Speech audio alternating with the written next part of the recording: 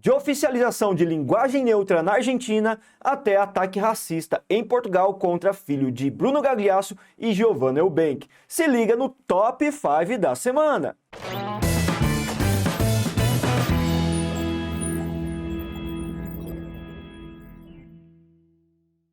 Fala, gente linda, beleza? Japa da redação aqui trazendo conteúdo semanal muito pertinente para a sua redação, para o seu repertório sociocultural produtivo. Mas antes de chegar no mérito desse conteúdo propriamente dito, quero pedir um favor especial para vocês. Curta esse vídeo, compartilha demais esse conteúdo, dessa forma você ajuda demais a gente a divulgar o nosso trabalho e a crescer também nas redes sociais. Além do que, você pode se inscrever e ative as notificações para receber informações dos vídeos mais recentes com conteúdos quentíssimos chegando para você e que vai te ajudar também na redação. Agora sim a gente pode ir para o nosso Top 5, começando com o quinto lugar de assuntos mais polêmicos que aconteceram nessa semana. A Argentina anunciou a oficialização da linguagem neutra. O anúncio foi feito na semana passada pelo Ministério de Obras Públicas da Argentina, que oficializou a utilização da linguagem neutra em documentos oficiais. Segundo este mesmo órgão, o objetivo é alcançar a igualdade de gênero e empoderar mulheres e meninas por meio da redução de atos discriminatórios. Eles ainda acrescentaram que existe uma necessidade real dos estados de adotar todas as medidas legislativas e outras para proibir e eliminar discriminação com base na orientação sexual e na identidade de gênero nas esferas públicas e privadas. Apesar dessa polêmica toda acontecer na Argentina, é claro que repercutiu também no Brasil, com várias autoridades levantando argumentos favoráveis e contrários e levantando ainda mais essa discussão que tem se tornado cada vez mais acirrada na atual conjuntura brasileira. Aqueles que defendem a implementação da linguagem neutra afirmam que essa medida traria maior visibilidade, respeito e dignidade a todas as pessoas. Além disso, essa medida poderia proporcionar uma ampla reflexão em relação às questões de gênero que estão tão em pauta no Brasil. Acrescentam ainda que a flexibilização de uma linguagem na adoção do neutro permitiria que houvesse uma representatividade maior desta comunidade que pleiteia o seu lugar de fala. E por último, colocam ainda que a língua se modifica naturalmente com o passar do tempo de acordo com fatores históricos, sociais, conjunturais. Assim como aconteceu, por exemplo, com o latim, que depois se tornou o latim vulgar, gerou as línguas neolatinas ou românicas e isso deu margem ao surgimento finalmente do português. Agora, quem se posiciona contrário diz que isso vai desfavorecer o processo de comunicação porque vai criar entraves no próprio processo de uma língua que é naturalmente já bem complicada com diversas regras. Afirmam ainda que o português já possui uma vertente neutra, esta que é representada pela forma masculina em várias instâncias, portanto não seria necessário a adoção de uma linguagem neutra, já que o masculino já executa essa função em algumas situações contextuais da fala. E por último, há o argumento de que existem muitos outros fatores preocupantes e que devemos discutir na atual conjuntura e que não devemos nos preocupar com essas questões que são de ordem um pouco mais adjacentes e até mesmo superficiais. Veja você então que esse embate é realmente duro, contra e favorável. Qual a sua opinião, qual o seu parecer? Será que existe algum argumento adicional que a gente poderia colocar aqui nesse debate, nessa discussão? Coloque aqui nos comentários, deixe a sua percepção, coloque seus argumentos e ajude a gente a consolidar também uma opinião sobre essa questão tão polêmica. Em quarto lugar, e muito importante, começa esta semana, no mês de agosto, o Censo 2022. Professor, mas o que é esse censo?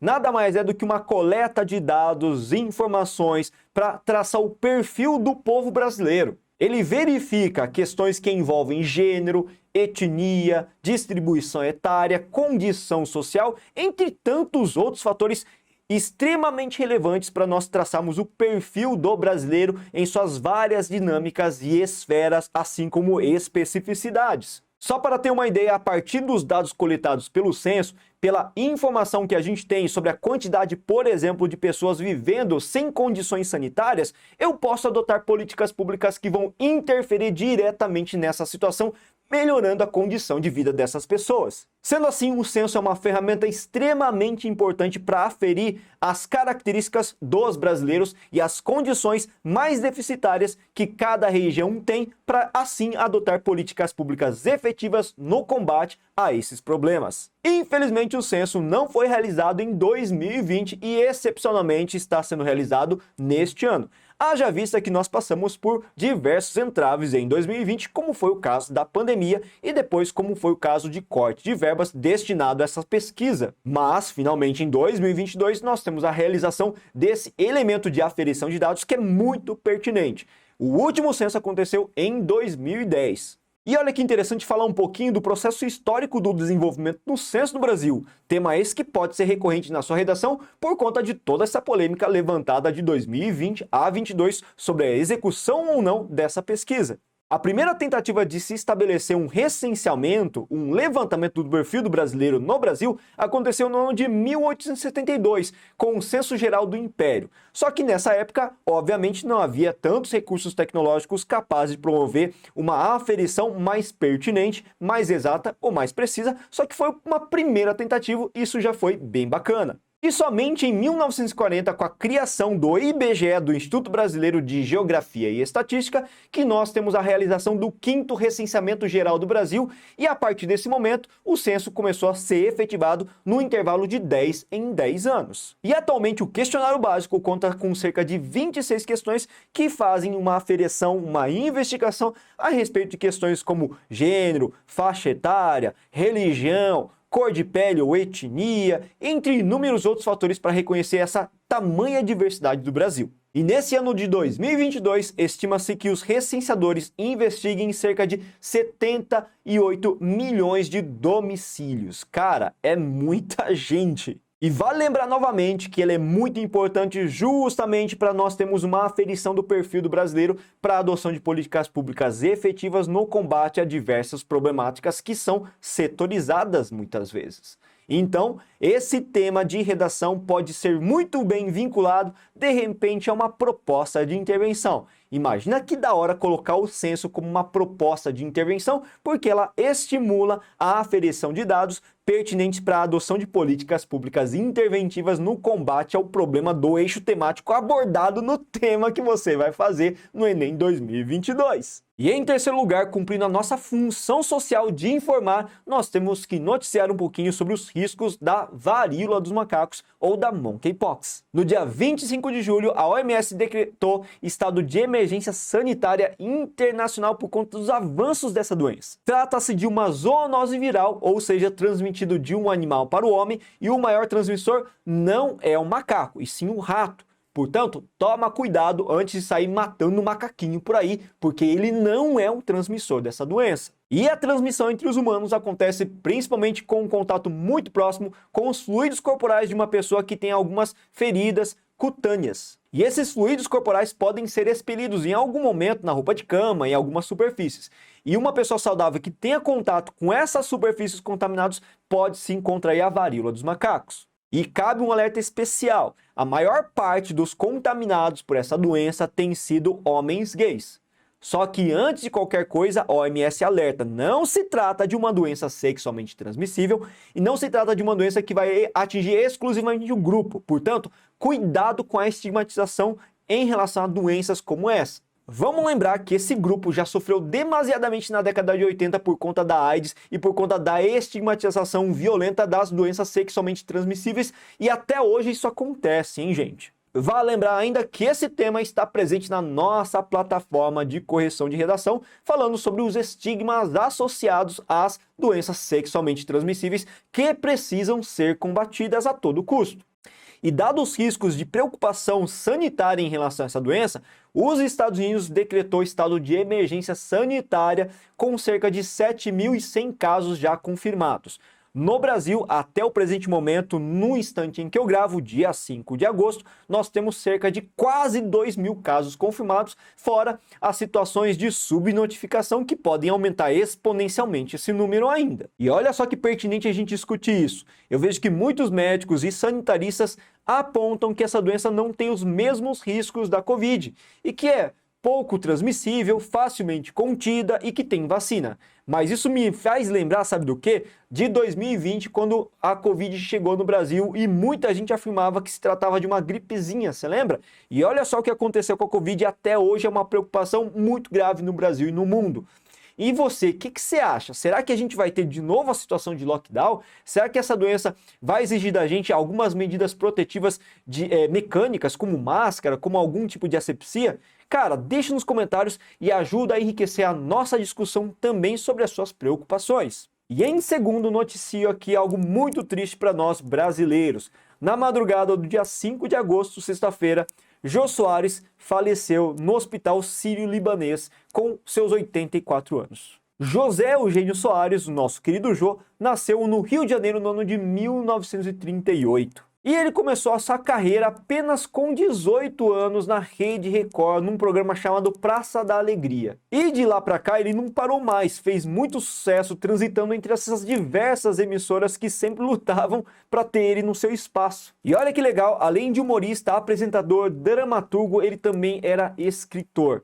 E chegou a escrever algumas obras muito famosas que você provavelmente deve conhecer, como é o caso de Xangô de Baker Street e também O Homem que Matou Getúlio Vargas. Ele chegou a integrar a Academia Brasileira de Letras no ano de 2016, ano inclusive que ele se desligou da TV por conta de tratamentos de saúde necessários para a preservação da sua condição. E claro que ele vai deixar muita saudade porque ele foi um indivíduo extremamente impecável e versátil na criação de personagens e também na arte de fazer rir com seu humor muito crítico, ácido e extremamente pertinente que analisava a sociedade e o seu cotidiano nas mais diversas especificidades. E em primeiríssimo lugar nós temos alguns ataques racistas que marcaram bastante essa semana. Mas antes de falar desse caso, quero convidar vocês, meus queridos alunos, a conhecer um pouquinho mais da nossa plataforma da Corrija-me. A Corrija-me atualmente é a melhor plataforma de correção de redação. E a gente chegou a esse posto justamente pela nossa metodologia de ensino de redação. Na Corrija-me você tem dois pilares fundamentais que sustentam o processo e a evolução do nosso aluno. Nós trabalhamos com a questão da teoria alinhada à prática. Na teoria, você tem à disposição diversos cursos de redação na nossa plataforma que vão desde o básico ao avançado, respeitando o nível do desenvolvimento do aluno. Além de algumas outras aulas voltadas também para a gramática prática, para você aprender muito bem como utilizar a língua portuguesa, e também cursos voltados para vestibulares específicos, como é o caso da prova do Enem, da FUVEST e da VUNESP. Na parte prática, nós temos a plataforma que permite a confecção de redações, tanto digitados quanto manuscritos, e o envio é feito imediatamente e a partir desse envio, consequentemente, nosso corretor tem contato com essa produção e em cima disso ele faz uma avaliação pedagógica, personalizada e profissional para apontar os seus desvios, assim como as suas qualidades. E nesse sentido você consegue se orientar a melhorar cada vez mais naquilo que falta na sua produção redacional. Então, você está esperando o quê? Assina a Corrige-me e vem fazer parte desse grande grupo de vencedores, porque ainda dá tempo. E depois desse merchanzinho básico, vamos para o top 1 da semana, que envolve, na verdade, 2 episódios de racismo, coisa que deveria ser abolida definitivamente da nossa sociedade. O primeiro episódio provavelmente você conhece porque repercutiu demais nas redes sociais, até porque envolveu 2 famosos da teledramaturgia brasileira. Esse episódio aconteceu no dia 30 de julho em Portugal, quando, de férias, o Bruno Gagliasso, falei certo? Bruno Gagliasso, falei, né? E a sua esposa Giovanna Eubank passeavam por uma das praias acompanhando seus filhos, 2 deles são adotivos e negros e um é biológico. E esses 2 filhos acabaram sofrendo ataques racistas de uma portuguesa de 50 anos. Juntamente com os filhos que sofreram esse ataque, a mulher também atacou uma família de angolanos que estava passando as férias e estava nesse restaurante onde aconteceram todos esses ataques. E segundo o Código Penal português, artigo 240, essa mulher pode ser enquadrada sim no crime de discriminação racial e pode pegar uma pena de até 5 anos de reclusão. E o segundo caso marcante de racismo aconteceu em Terras Tupiniquins no dia 2 de agosto, em São Paulo, na Biblioteca Municipal Mário de Andrade. Nesse episódio, alguns frequentadores da biblioteca, muito incomodados com o sujeito, acabaram gravando algumas cenas e inclusive a confissão do próprio Wilfo da Silva Brito, falando que ele era racista e confessando também que ele era homofóbico, ou seja, ele produziu provas contra ele mesmo e ele foi preso em flagrante. Eu sou obrigado a gostar do que é errado. Ah, brincadeira. Eu não gosto de negro, a cultura deles é uma bosta. Se prestasse, eles não eram discriminados pela sociedade. Você vai lá na Praça da Sé, vê um monte de negro vendendo celular roubado na praça pública. É mentira ou verdade? Aí quer dizer que eu sou racista? Além disso, na bancada que ele estava estudando, tinha alguns livros de cunho racista e algumas testemunhas dizem que ele fez algumas saudações também nazistas. E olha só que eles também afirmaram o seguinte, que não é a primeira vez que ele causa tumulto justamente com a sua posição ideológica, que ele acaba extrapolando o direito das outras pessoas. Veja que essa temática sobre a questão do racismo, a homofobia, é extremamente atual e infelizmente faz parte da nossa conjuntura ainda hoje. Portanto, é uma temática muito forte que pode se incidir nos seus vestibulares. E muita gente pode até me perguntar, professor, mas não é uma temática clichê? Porque vários vestibulares já abordaram essa questão em temas de redação. Pode até ser clichê, mas a gente nunca vivenciou um cenário em realidade brasileira em que o racismo, assim como a homofobia, são tão alarmantemente divulgados e legitimados por alguns tipos de discursos de ódio. Então toma cuidado porque sim, pode ser uma temática incidente na sua redação este ano também. Finalmente a nossa aula chegou ao final, mas espera aí, chegou mesmo? Não tem um extra da semana? Tem sim, então vamos falar desse extra da semana, que é uma curiosidade que nos desperta a atenção para uma problemática de responsabilidade em relação aos cuidados com os animais de estimação, com os famosos pets. Esta semana, nos Estados Unidos, Arizona, um abrigo que acaba recolhendo porcos, isso mesmo, você não ouviu errado, recolhendo porcos, que iniciou seu trabalho de resgate em 2017, anunciou que está sofrendo com a superlotação dos abrigos. Pera aí, como assim, professor? Sim, muitos casais durante o decurso da pandemia adotaram porcos como animais de estimação.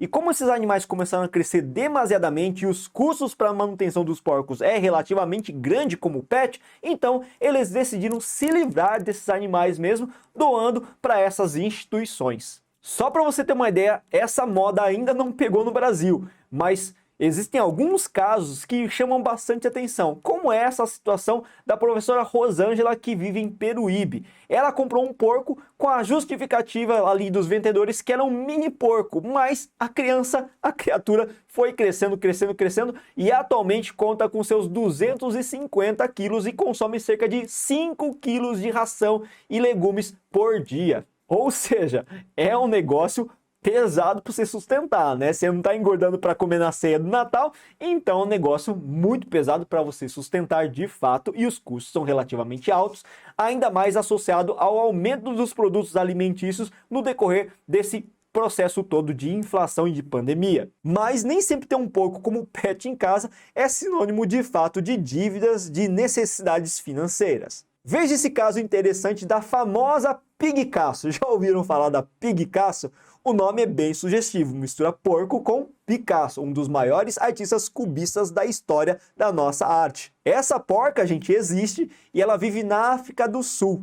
E ela se tornou extremamente famosa nas redes sociais por conta das suas pinturas que foram leiloadas e a última, inclusive, em 2020, finalzinho de 2020 e 2021, obteve uma arrecadação recorde de cerca de 150 mil reais. É esse quadro que vocês estão vendo aí, intitulado, aliás, Selvagem e Livre. E como a história dessa porquinha aí, a Picasso? Em 2016, ela foi resgatada por Joanne Lefson, que é fundadora de uma instituição que abriga animais na cidade do Cabo, África do Sul. E por um acaso, ela acabou dispondo pincéis e tintas e a porca se interessou por aquilo. A partir disso, a Joanne fez um experimento colocando um quadro na frente, algumas tintas e pincel.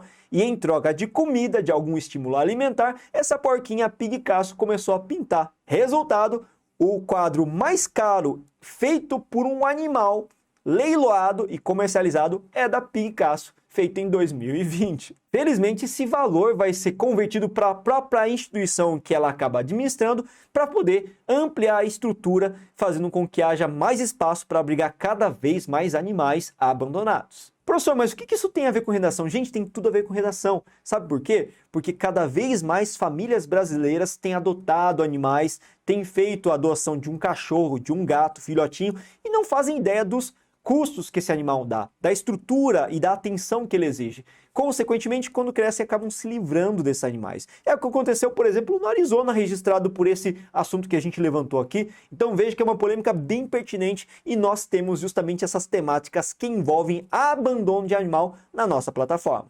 Valeu, gente linda, muito obrigado por me ouvir até o final dessa aula, ter essa paciência toda e espero que tenha sido algo realmente produtivo para vocês. Espero vocês na próxima semana, bons estudos e até lá!